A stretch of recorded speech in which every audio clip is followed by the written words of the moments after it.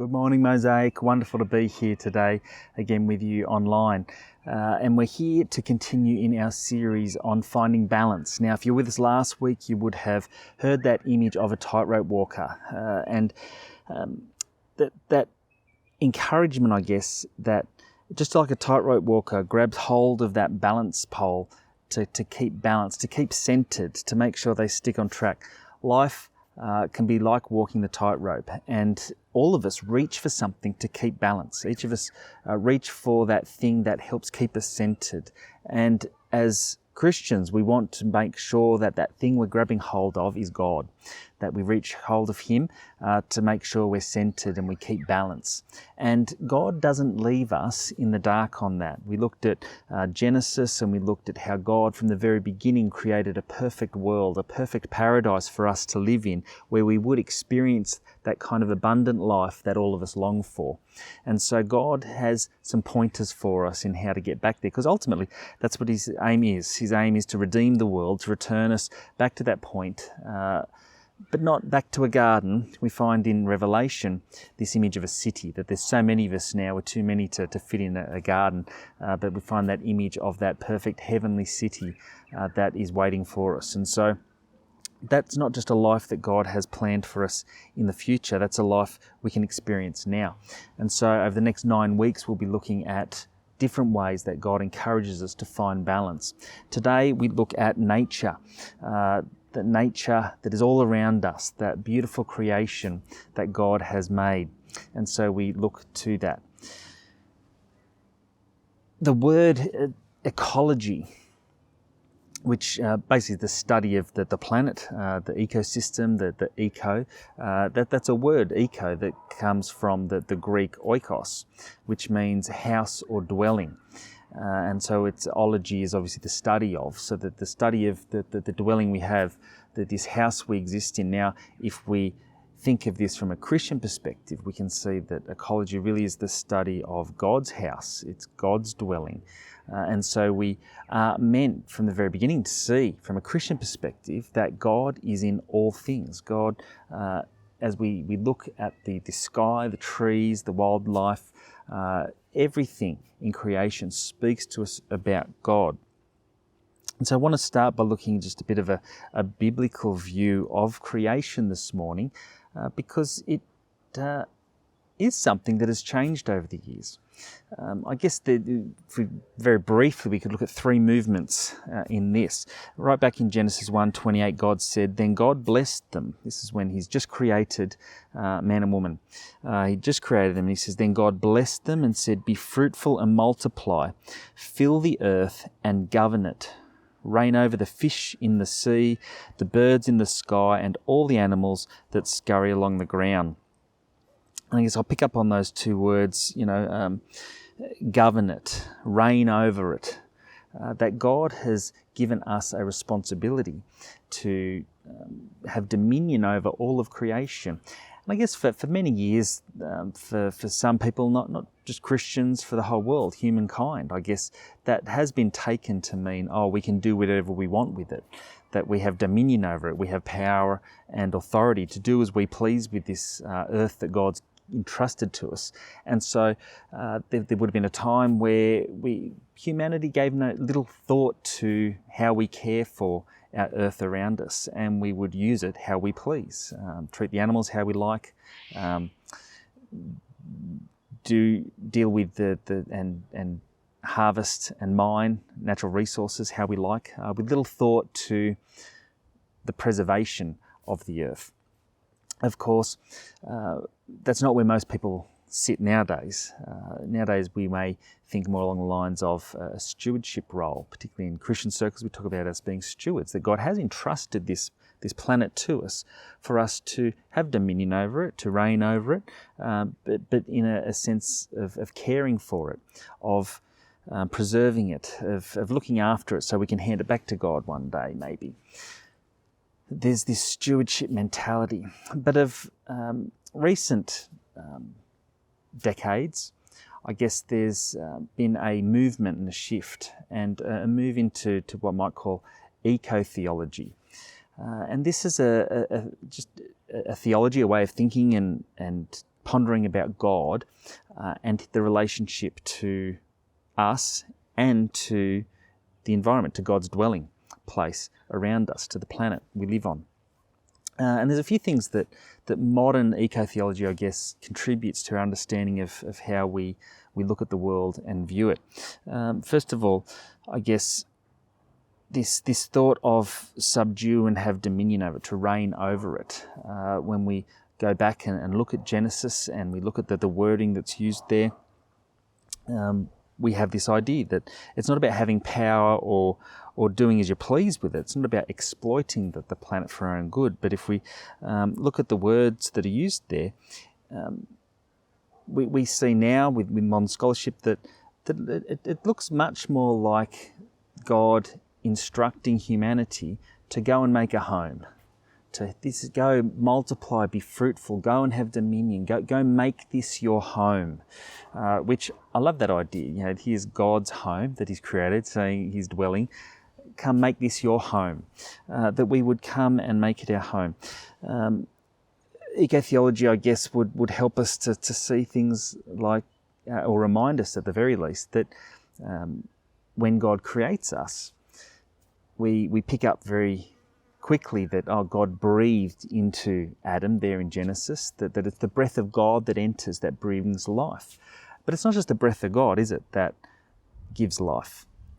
What does God use to make us? He gathers up the clay. He gathers up from the dust of the earth. He gathers and shapes us and then breathes into it. That we are actually made from the dust of this earth, that we are made of the same stuff, that we belong to it, we're part of it. Reminds us that from dust you came and from dust you'll return. The Bible tells us again and again that it's a reminder that there is this deep connection to the planet that surrounds us. Almost a symbiotic relationship. What do I mean by that? I mean that if something happens to one, it impacts the other. We see that really clearly in Genesis 3. Where it says in verse 17, "Since you listened to your wife and ate the tree whose fruit I commanded you not to eat, the ground is cursed because of you. All your life you'll struggle to scratch a living from it. It will grow thorns and thistles for you, though you will eat of its grains." Here, really clear, humanity rebels against God. It does the wrong thing by disobeying the command of God. Do not eat of this tree. They do. And as a result, they are cast out from the garden. There is now separation between them and God. But there's a ripple effect from that, isn't it? It's not just a curse upon them. They're not just removed from the garden. But because of them,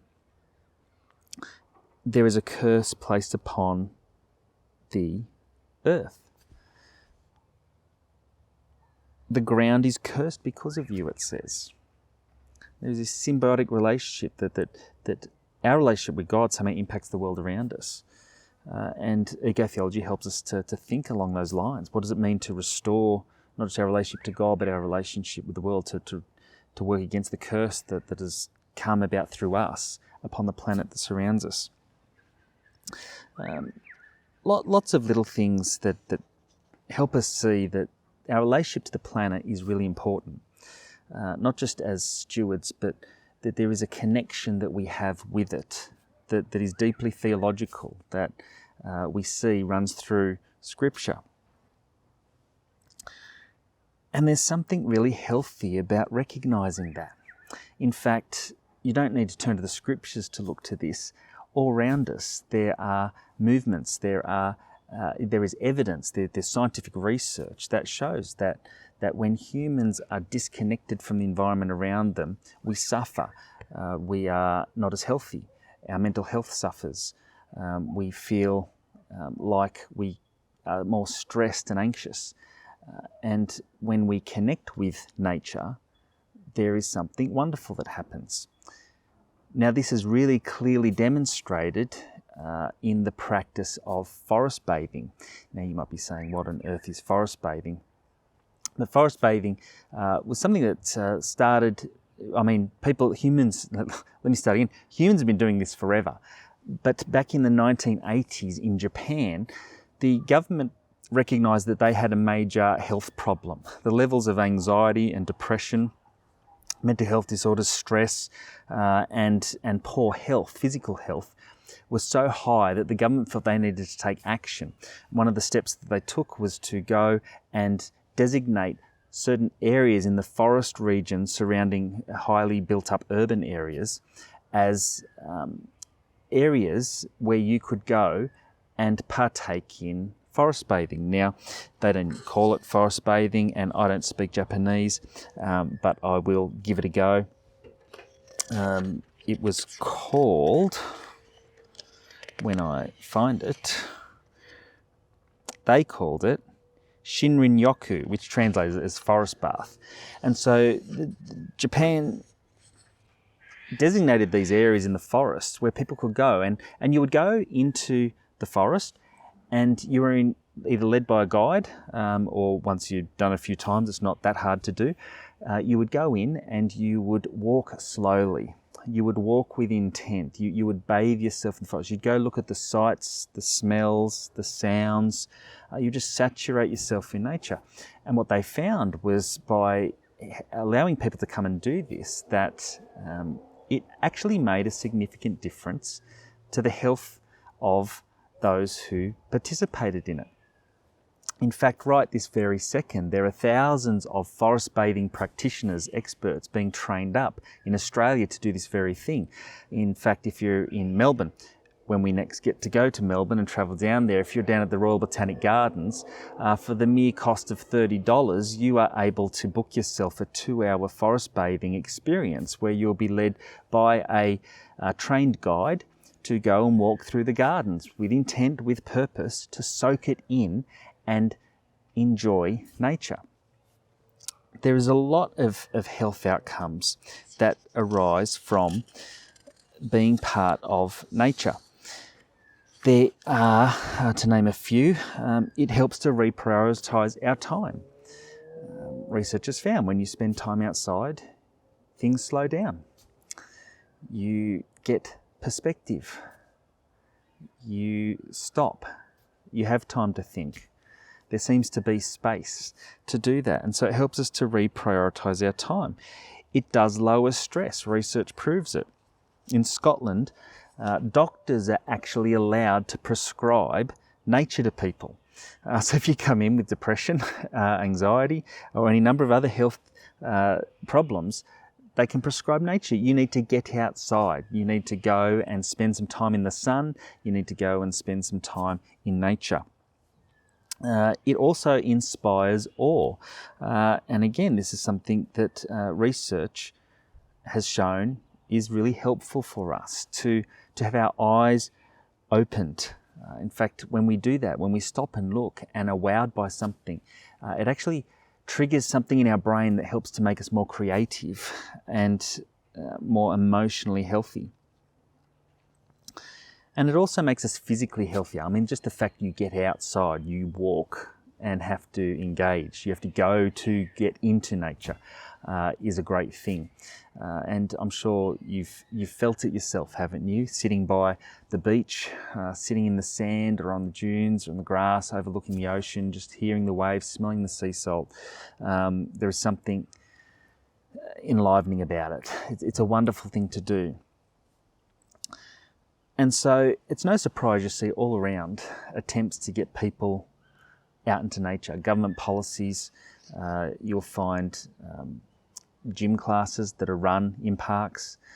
You'll find numerous people talking about the benefits of it. But we're not everybody. We are a Christian community, and we are people who are looking to God to say, okay, God, you gave us this wonderful world. Obviously, you want us to engage with it.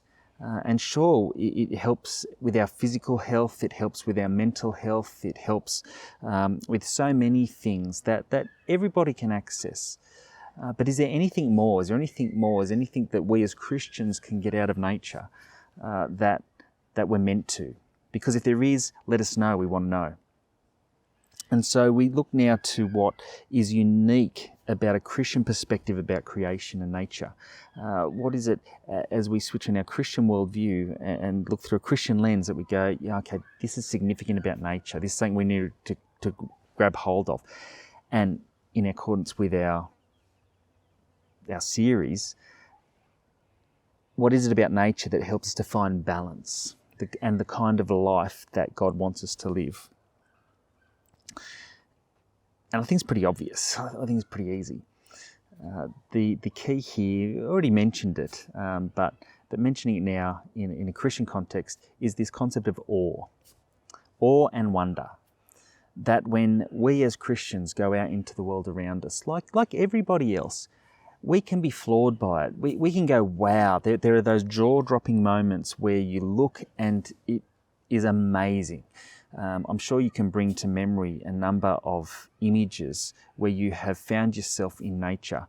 It might be that thunderstorm where the lightning struck, the thunder rumbled, and it shook the house. And you just stand there looking and listening and experiencing it, thinking, wow, how amazing is this? It may be mountains, oceans, it may be wildlife, it could be plants and forests, it could be anywhere. The world is an amazing place, but we're not just meant to be amazed by it. The world as God has given it to us actually communicates something to us. In fact, Francis Bacon, who many would credit as being the father of all science, he was a believer, and he made a statement about God. He said this, he said, God wrote 2 books. He wrote 2 books. The first was the Bible, the Holy Scriptures, but the second was creation.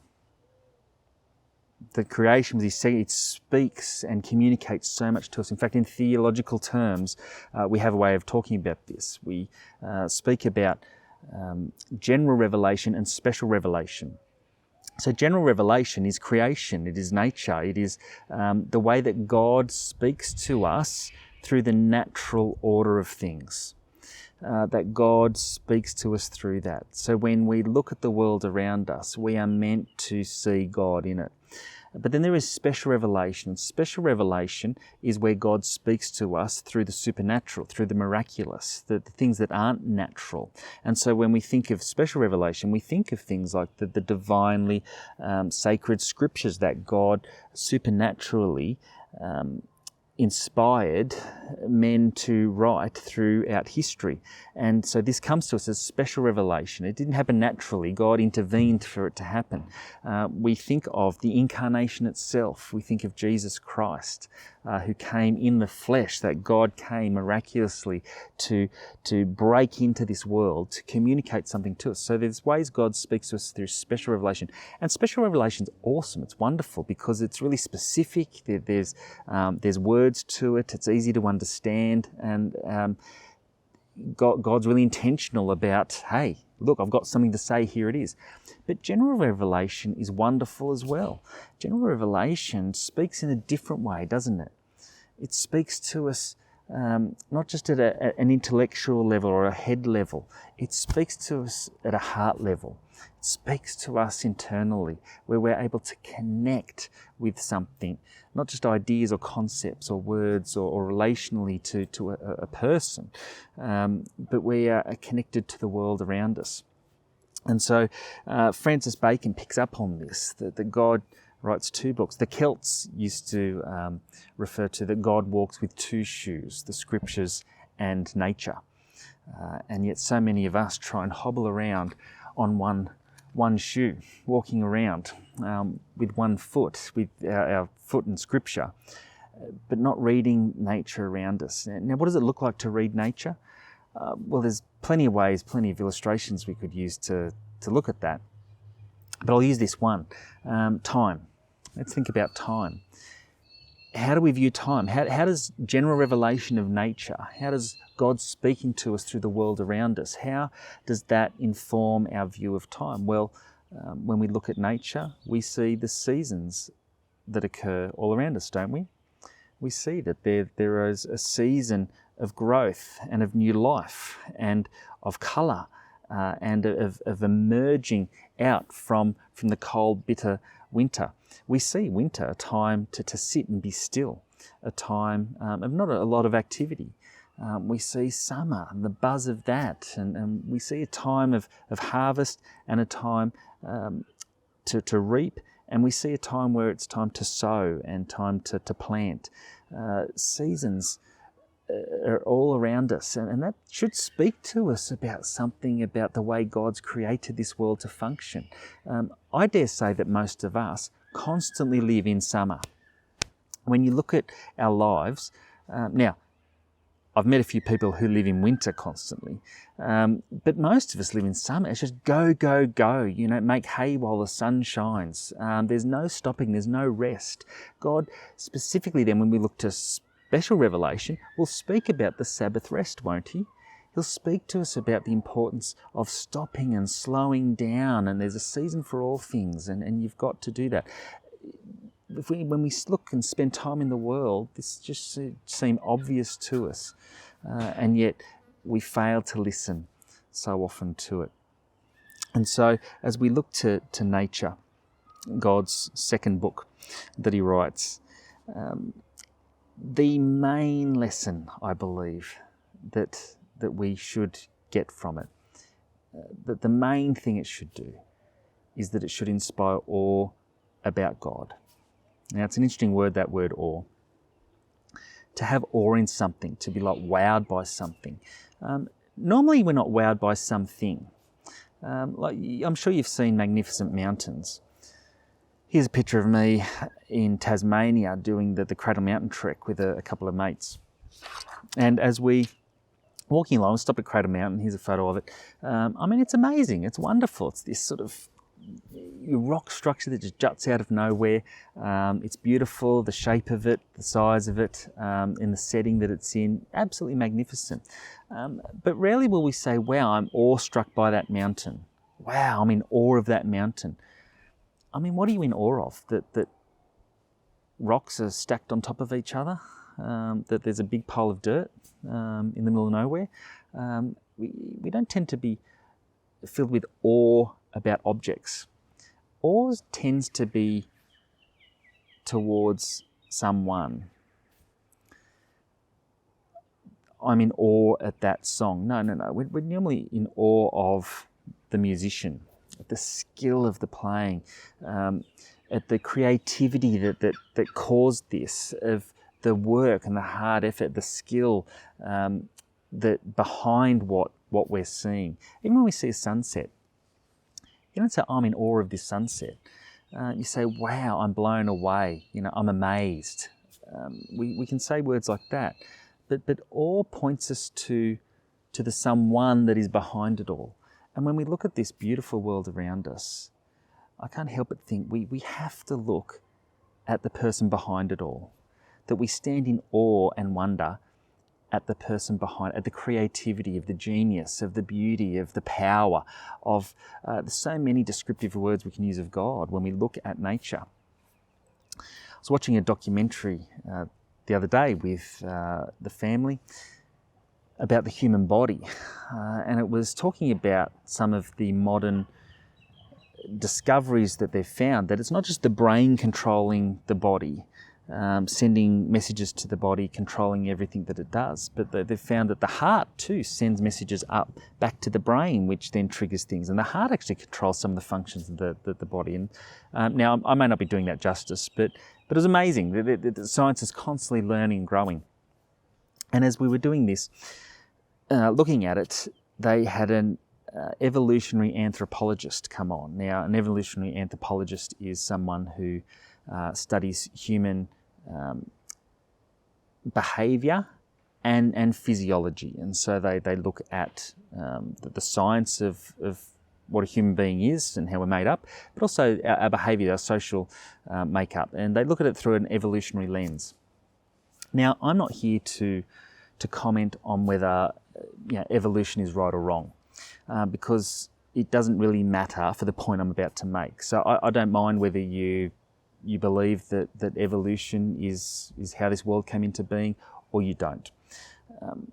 But what this evolutionary anthropologist did was after looking at the wonder and the brilliance of the human body, talking about how incredible it is, this person then went on to make the comment, and this is all as a result of evolutionary processes.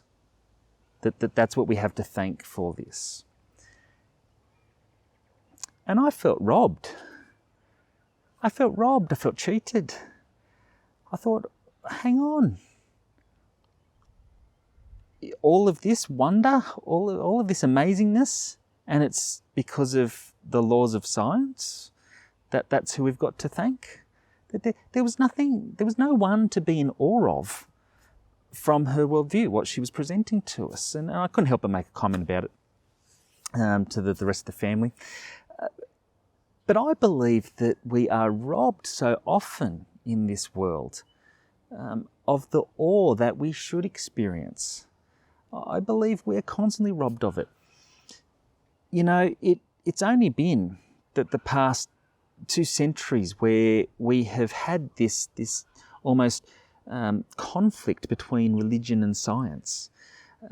For decades, for all of history, faith in God and how we saw the world were in unison. They were the one. We looked to the world around us and we went, wow, what an amazing God. God, you're so awesome to create this. And yet it's only been in the past couple of centuries where we've steered away from that, and that there has been this attempt to separate out the natural world around us and the study of it from God. And we no longer credit God with the beautiful, wonderful creation around us. Instead, we credit the laws of the universe. We credit humans, ourselves, and our ingenuity and how wonderfully we've evolved. And we leave God out of it. And I just think we're robbed of something in that. More so, God is robbed. God is robbed of the honour and the praise and the worship that He is due when we leave God out of it. And I'm here to say today to you that I think that's wrong. I think as people look at the creation around them and the nature around them, that something's been stolen from them. That when we look and don't look to a creator God, when we don't see the fingerprints and the hand of God in what we see around us, we are truly robbed of something. Romans in the New Testament, Paul writes in chapter 1 as he opens it, he says these words as he speaks to the fact that God believes something about this world. It says in verse 19, they know the truth about God because He has made it obvious to them. He's speaking to all people, everybody. Everybody should know the truth. You should know the truth because I've made it obvious to them. How has God made it obvious to them? For ever since the world was created, people have seen the earth and sky. Through everything God made, they can clearly see His invisible qualities, His eternal power and divine nature. So they have no excuse for not knowing God. I know Christians who struggle because they believe that science and what it's learning and understanding challenges a Christian worldview. I'd want to say to you, how can that be? How can a God who creates all things, who designed it all, how can us observing what He has created, how can us observing how things work ever challenge the fact that He created it? Unless, of course, we buy into theories that credit it to something besides God, that credit something else as the creator and the power and the brilliance behind it all. God's given us a wonderful world. It's His house. It's His home. He asks us to make a home in it. And by doing so, there are so many benefits to us that everybody can have. But when we enter nature and stop and bathe in it, to see the God behind it all, to stand in awe and just to praise Him for His wonderful creation, it will be an absolute blessing to us. So I'd encourage you, get out there this week with the family, with yourself. I know we've got a couple more hours to be outside at the moment. Get out there, get out in nature, and don't just enjoy the fresh air, and don't just focus on the physical benefits and the emotional benefits and the mental health benefits to us. Focus on the spiritual benefits. Look for God in the world around us.